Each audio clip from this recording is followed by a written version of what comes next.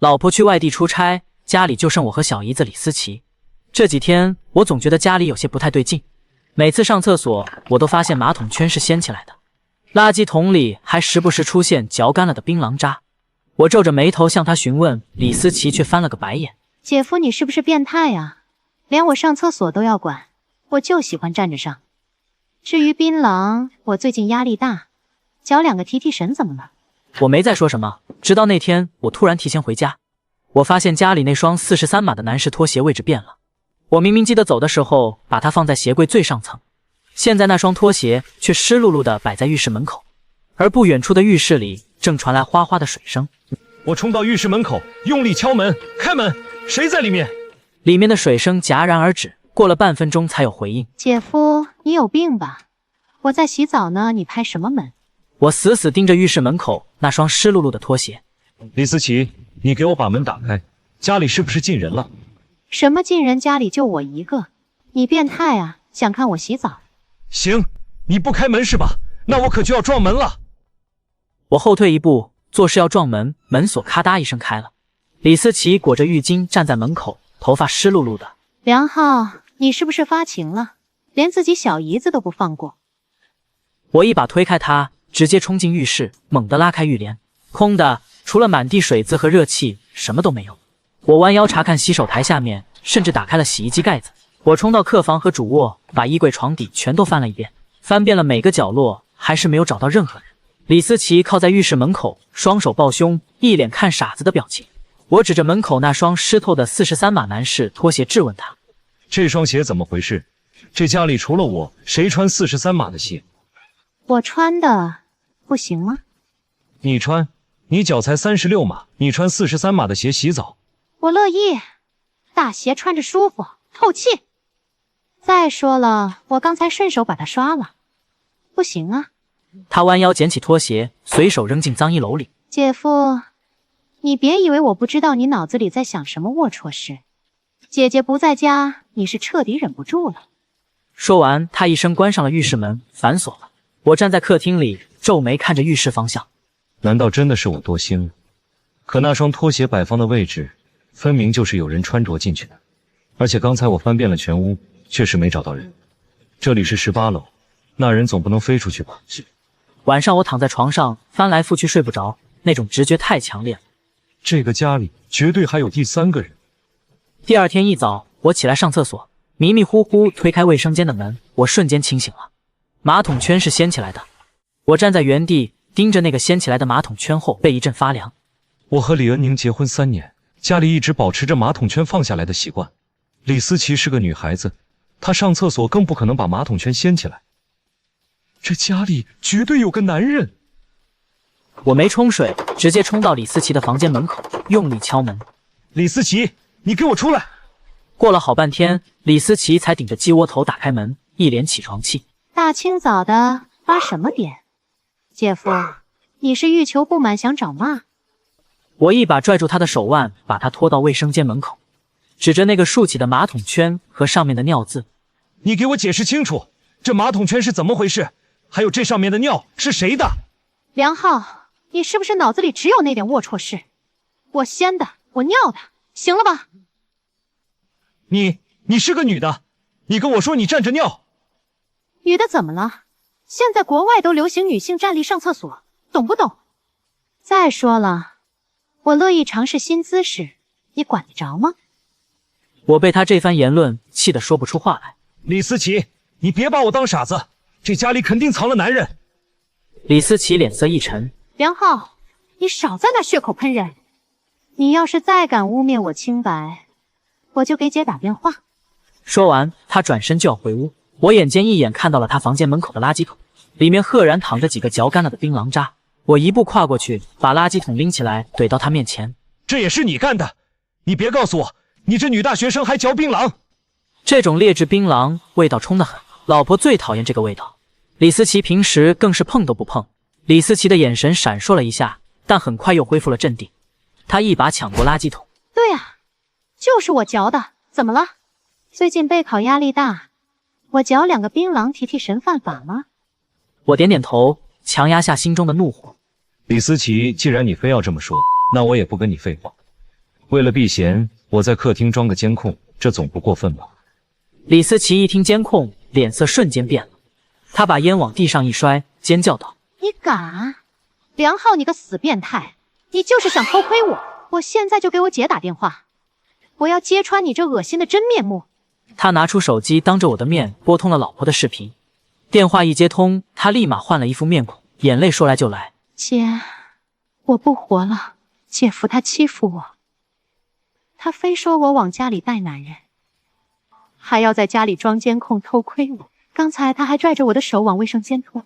姐，我好怕，我不敢在家待了。”视频那头，李恩宁正忙着开会，听到这话眉头紧锁。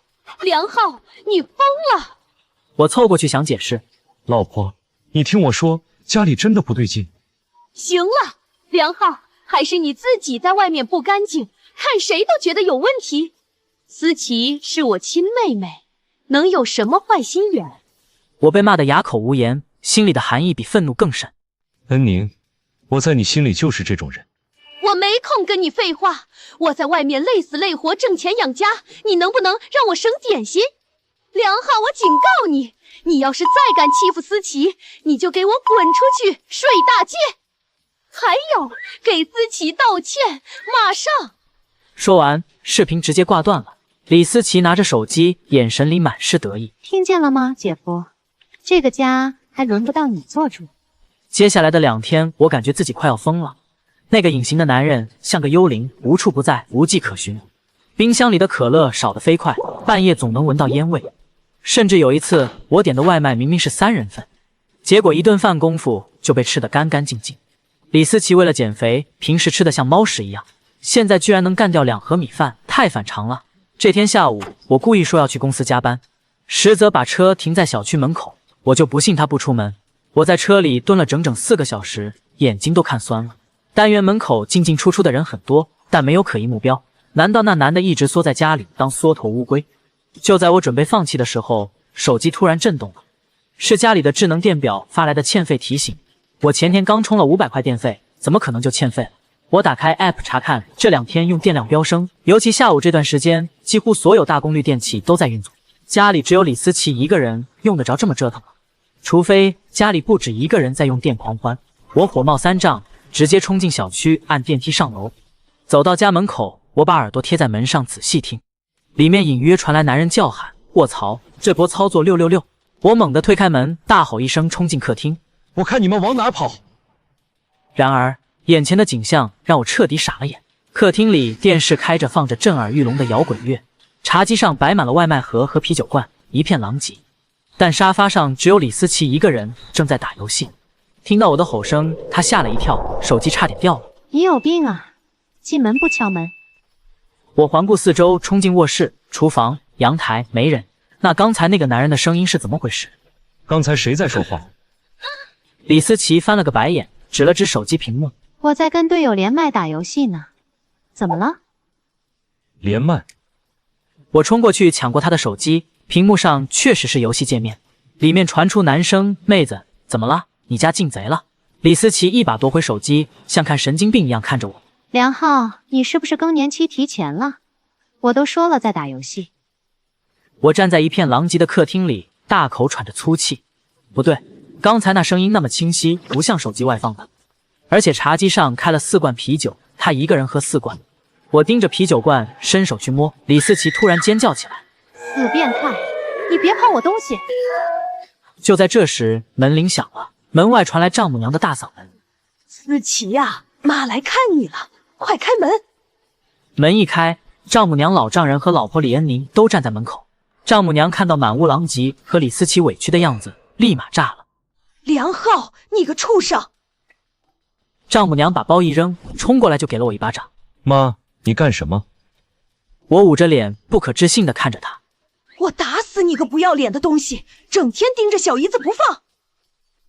我气得浑身发抖，努力辩解：“妈，你讲不讲理？家里明明藏了男人。”闭嘴！老丈人冲上来，一把揪住我的领子：“还敢狡辩？你自己看看，这屋里哪有男人？找出来！”老婆站在一旁冷冷地看着我，眼神里满是失望。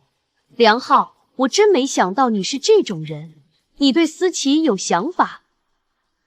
思琪是我亲妹妹，你恶心不恶心？我看着这一家三口，突然觉得无比荒谬。李思琪躲在丈母娘身后，哭得梨花带雨。姐夫他疯了。刚才他把我按在沙发上抢手机，还说我这种女大学生给钱就能玩，装什么清纯？我好怕，这里我1分钟都不敢待了。这一番话如同火上浇油，老丈人眼底凶光毕露。老丈人抬起膝盖，狠狠顶在我的小腹上，剧痛让我整个人瘫软在地，蜷缩成一团。丈母娘居高临下的指着地面，开口命令：现在立刻马上给思琪跪下磕头，磕到她原谅你为止，否则我让你净身出户。跪吧，不然我们离婚。我怒极反笑，从地上缓缓站起来，点了点头。既然你们都觉得是我疯了，是我冤枉了他，那今天我就让你们看看，到底是谁不要脸。我猛地挣脱老丈人的手，转身冲向李思琪的卧室。刚才那一瞬间，我突然想明白了一件事。李思琪脸色瞬间变得煞白，神情慌张起来。你干什么？你不许进我房间！他发疯一样冲过来想拦我，神情慌乱至极。拦住他，这个疯子！但我已经红了眼，谁也拦不住我。我一脚踹开次卧的门，床铺凌乱，看似没人，但我径直冲向那个巨大的定制衣柜。我用力一推，背板轰然倒塌，露出后面狭小空间。那一刻，全场死寂，空气仿佛凝固了，一股浓烈的酸臭味扑面而来，差点让我吐出来。狭小的空间里，只有一个瘦得像猴一样的男人蜷缩着，他光着膀子，身上纹着一条不知是龙还是带鱼的纹身。听到动静，他抬起头，嘴里还嚼着槟榔，一脸惊恐。丈母娘举着的手僵在半空，老丈人脸涨得通红，李恩宁的表情更是精彩，满眼都是不可置信。他猛地冲过去，试图用身体挡住那个男人。别看，你们别看！我冷笑一声，拿出手机对着里面就是一顿连拍。这就是你说的家里没人，这就是你说的我心理变态。李思琪，你品味挺独特，这种精神小伙你也下得去嘴。那男人见藏不住了，索性不装了，把内裤往地上一扔。他大摇大摆地钻出来，站直了还没李思琪高。最显眼的是，他手里还紧紧攥着一条蕾丝内裤。他斜着眼看我，一脸的不屑，嘴角挂着痞笑。拍什么拍？没见过帅哥啊！我是思琪男朋友，来这住2天怎么了？犯法啊！我气笑了，转头看向刚才还要让我下跪的一家三口。来，解释解释吧，这就是你们嘴里被我欺负的小姨子。丈母娘的脸色铁青，老丈人尴尬的咳嗽，把头扭到一边。李恩宁深吸一口气，眉头紧锁，眼里闪过一丝厌恶。他走到我面前，压低声音开口说话：梁浩，先把手机放下，家丑不可外扬，你非要闹大吗？我不可思议地看着他，简直无法相信自己的耳朵。现在是你妹妹带男人回家鬼混，还反咬一口污蔑我。刚才你们让我下跪的时候，怎么不想着家丑不可外扬？李恩宁不耐烦地打断我，眉头紧锁。刚才那是误会，谁让你平时行为不检点，让我们产生怀疑。思琪谈恋爱很正常，年轻人干柴烈火的，你不能包容点。婷婷，这说的是人话吗？刚才还要让我净身出户。这时候李思琪也缓过劲来了，挽着马龙的胳膊，她眼泪汪汪地看着丈母娘开口说话：妈，这是马龙，我们是真爱。本来我想告诉你们的，但是姐夫一直针对我，我不敢说。马龙顺杆爬，对着丈母娘呲牙一笑，露出被槟榔熏黑的牙。阿姨好，我是马龙，我对思琪是真心的。丈母娘看着这两人，脸上的表情变幻莫测，最后她竟然叹了口气，换上了一副慈母的面孔。行了行了，既然是谈恋爱，那就正大光明的谈。说完，她转头恶狠狠地瞪了我一眼。还愣着干什么？没看见客人还没吃饭吗？还不快去把地上垃圾扫了，再去买几个菜，一点眼力见都没有。我站在原地看着这一家子其乐融融，只觉得浑身发冷。原来在这个家里，无论我对错，我永远都是那个外人。马龙得意地冲我挑了挑眉，一屁股坐在我的真皮沙发上。他把那双刚才还在浴室踩水的脏脚直接翘到了茶几上。姐夫是吧？去给我拿包烟，要软中华，别的我抽不惯。我没动，看着马龙那双在茶几上晃悠的脚，又看了看旁边默许的李恩宁，忽然觉得这一切都没意思极了，想抽烟。马龙抖着腿，一脸嚣张。废话，赶紧的！我点了点头，转身走向玄关。早这样不就完了？非要闹得鸡飞狗跳。就是一点男人的度量都没有。我去买烟。说完，我直接关门下楼。到了车里，我并没有去买烟，而是拿出手机打开了家里的监控。虽然客厅的监控没装成，但我早在书房和阳台装了隐形摄像头，原本是防贼。画面里我一走，这一家子彻底放飞了自我。马龙像是到了自己家一样，指挥着老丈人给他倒水。叔，这茶不行啊，有点涩。老丈人虽然脸色难看，但在李思琪的撒娇攻势下，还是忍了。思琪喜欢就好，喜欢就好。小伙子，家里做什么的呀？家里开了几个矿，目前我在帮家里管点生意，这次来就是考察项目的。一听这话，丈母娘的眼睛都亮了。哎呦，我就看你这孩子面相富贵，不像那个梁浩，上班拿死工资，一点出息都没有。李恩宁坐在一旁，虽然没说话，但听到开矿2个字，脸色也缓和了不少。只有我知道这个马龙是什么货色，他手臂上有好几个针眼，鞋子是高仿地摊货。我冷笑一声，把这一段视频保存下来，然后给律师朋友发了条微信，帮我起草一份离婚协议，越快越好。另外，帮我查个人。发完消息，我并没有急着回去，而是去附近的酒店开了的房。晚上10点，李恩宁的电话打来了。梁浩，你去买烟买到美国去了，全家人都等着你回来做饭呢，你死哪去了？我躺在酒店的大床上，语气平淡。哦，我突然接到公司通知要出差几天，既然妹夫家里有矿，让他请你们吃鲍鱼龙虾吧。说完，我直接挂断电话，顺手拉黑。监控里，李恩宁气得把手机摔在沙发上。这个废物竟然敢挂我电话！马龙却毫不在意，搂着李思琪说：“姐，别生气，这种男人就是欠收拾。今晚我做东，咱们点外卖，想吃什么随便点。”还是马龙懂事。半小时后，外卖到了，马龙吃得满嘴流油，一边吃一边往地上吐壳。李恩宁皱眉没说话。对了，阿姨，我这次出来急，手机忘带了，这顿饭钱……嗨，多大点事，妈来付，你以后都是一家人，客气什么？阿姨大气，以后我一定好好孝敬你。这一晚，马龙和李思琪住进了主卧，李恩宁竟然同意了自己抱着被子去了客房。看着监控里马龙在我的床上蹦跶，我握紧了拳头。我会让你们把吃进去的连本带利的吐出来。接下来的3天，我一直住在酒店。通过监控，我看着我的家一点点变成猪窝。马龙不仅自己住，还叫来了一帮狐朋狗友，一群纹身大汉在客厅里吞云吐雾。他们喝醉了就大吵大闹，邻居投诉了好几次，都被马龙骂了回去。老子有的是钱，投诉个屁！思琪啊，让你朋友稍微小声点，这都半夜2点了。老东西，给你脸了是吧？我在自己家玩，关你屁事！老丈人被骂得浑身发抖，说不出话来。李思琪赶紧打圆场：“爸，马龙喝多了，你别跟他计较。再说了，这房子以后不也是我们的吗？都给我滚出去！这里是我家。”我听思琪说，这房子是那个废物梁浩的婚前财产吧？既然他不在家，我想怎么玩就怎么玩。你无赖！马龙反手就是一巴掌，清脆响亮。这一巴掌把全家人都打懵了。臭娘们，给脸不要脸！老子住这看得起你们，别他妈给脸不要脸！李恩宁捂着脸流泪，他掏出手机想给我打电话，却发现我已经把他拉黑了。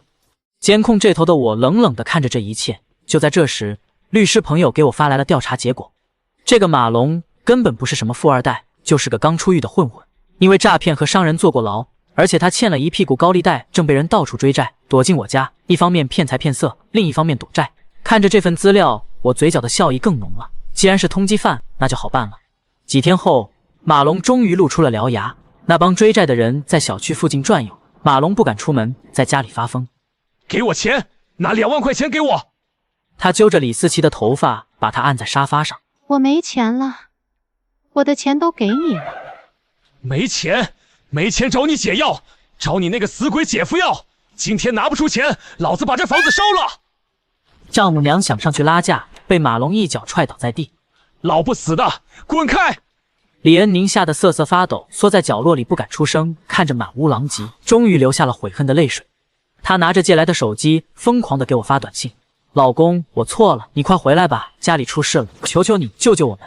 看着屏幕上一条接一条的求救信息，我慢条斯理地喝了一口饮料，回了一条信息：“不好意思，信号不好，你们自己解决吧。”然后我关掉手机，美美的睡了一觉。明天才是收网的时候。隔天清晨，我是被一阵急促的敲门声吵醒的。打开酒店房门，李恩宁披头散发地站在门口，脸上带着伤，嘴角还有淤青，衣服也被扯破。他完全没有了往日都市丽人的高傲模样，一见到我，扑通一声跪了下来。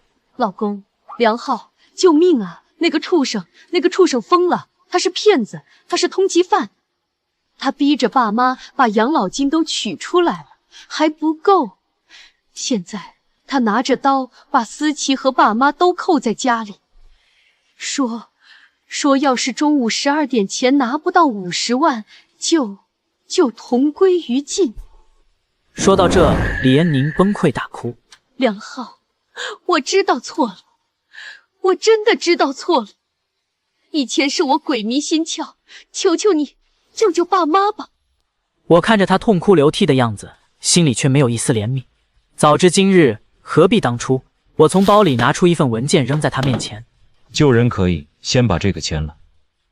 李恩宁颤抖着拿起文件看了一眼，脸色瞬间惨白。那是离婚协议书，净身出户。梁浩，你……他抬头看着我，眼神里充满了震惊。怎么不愿意？不愿意就算了，反正那房子我也不想要了，就让那个疯子烧了吧。至于你爸妈和妹妹，那是你们的家事，我一个外人不好插手。说完，我作势要走，李恩宁一把抱住我的大腿，哭得撕心裂肺。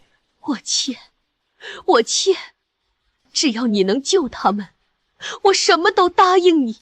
他颤抖着手在协议书上签下了自己的名字。我收好协议书，看了一眼手表，11点半，时间刚刚好。行了，起来吧。回到家门口，还没进去，就听见里面传来马龙的咆哮声。钱呢？那娘们怎么还没回来？是不是报警了？啊！紧接着是瓷器碎裂的声音和丈母娘的惨叫。李恩宁吓得浑身发抖，躲在我身后不敢露头。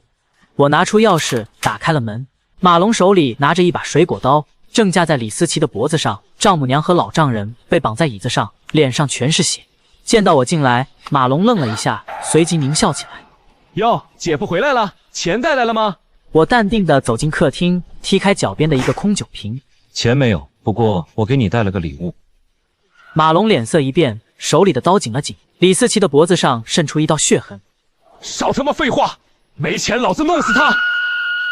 姐夫，救我！我错了，姐夫。我看着他笑了笑。别怕，姐夫这就送他上路。话音刚落，门外突然冲进来一群全副武装的特警。不许动！警察放下武器，立刻投降。马龙彻底懵了，他怎么也没想到我根本没去筹钱，而是直接报了警。你阴我！马龙绝望的怒吼，挥舞着刀想要拼命，但在特警面前，他那点三脚猫功夫根本不够看。不到3秒钟，他就被按在地上，戴上了银手镯。警察从他身上搜出了几包白色的粉末，这下好了，数罪并罚，这辈子他都别想出来了。马龙被押走了，警察做完笔录，把大家都教育了一番，然后离开了。关上门的那一刻，气氛变得异常诡异。丈母娘擦了擦脸上的血，突然扑通一声跪在我面前。梁浩啊，妈错了，妈真的错了，多亏了你啊！要不是你，我们一家子今天就没命了。老丈人也低着头，一脸羞愧。梁浩，以前是爸不对，爸老糊涂了，以后这个家你说了算，我们都听你的。李思琪也爬过来，抱着我的腿哭。姐夫，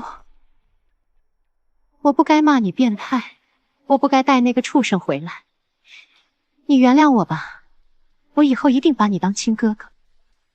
看着这一家子痛哭流涕的样子，我只觉得恶心。我后退一步，甩开李思琪的手，从包里拿出那份签好字的离婚协议书，拍在茶几上。别演了，协议书已经签了，明天一早去民政局办手续。这房子是我的，限你们今天之内全部搬走。全家人的哭声戛然而止，丈母娘瞪大了眼睛，一脸不可置信。梁浩，你这是干什么？夫妻床头吵架床尾和，你怎么能真的离婚呢？我们都道歉了，你还要怎么样？李恩宁也急了，冲过来想要抢协议书。梁浩，你不能这么绝情，我现在身无分文，你让我去哪？我一把推开他，冷冷地说：“去哪是你的事，跟我没关系。这几天你们砸坏的家具，每一笔账我都记着，从夫妻共同财产里扣。”李恩宁彻底傻了。不，这不可能！你早就计划好了是不是？你一直在算计我们。我笑了笑，如果你们稍微有点良心，稍微把我当个人看，我会算计你们。李思琪突然尖叫起来：“我不搬，凭什么让我搬？我姐还没离婚呢，这也是我姐的家，我就赖在这儿了，看你能把我怎么样？”她撒泼打滚，一副死猪不怕开水烫的样子。我点了点头，拿出手机拨通了一个电话：“喂，物业吗？我家进了一群陌生人，赖着不走，麻烦派几个保安上来清理一下。对，顺便把水电停了。”挂断电话，我看着他们：“我给过你们机会了，既然不想体面，那就帮你们体面。”半小时后，几个身强力壮的保安冲了进来，在我的指挥下，强行把这一家4口往外拖。放开我，我不走！杀人了，女婿打丈母娘了。丈母娘在楼道里撒泼，引来不少邻居围观，但没人同情他们。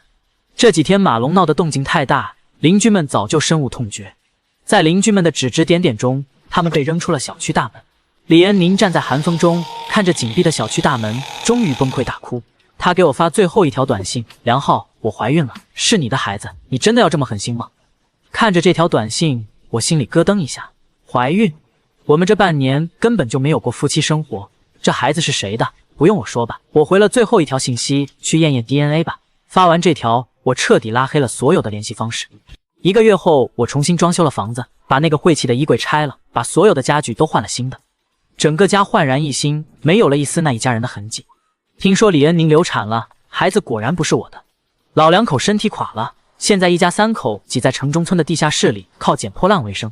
李思琪因为涉嫌包庇罪被拘留了一段时间，出来后学校开除了他，没了学历又有案底，他只能去一些不正规的场所打工。我站在阳台上看着城市的万家灯火，家里很安静，只有扫地机器人工作的嗡嗡声，没有槟榔味，没有脚臭味，没有无休止的争吵和谩骂。这才是我想要的生活。人善被人欺，马善被人骑，对待恶人，只有比他们更狠更绝，才能保护自己。以往发生的一幕幕，就像是一个警钟，时刻提醒着我，不要试图叫醒装睡的人。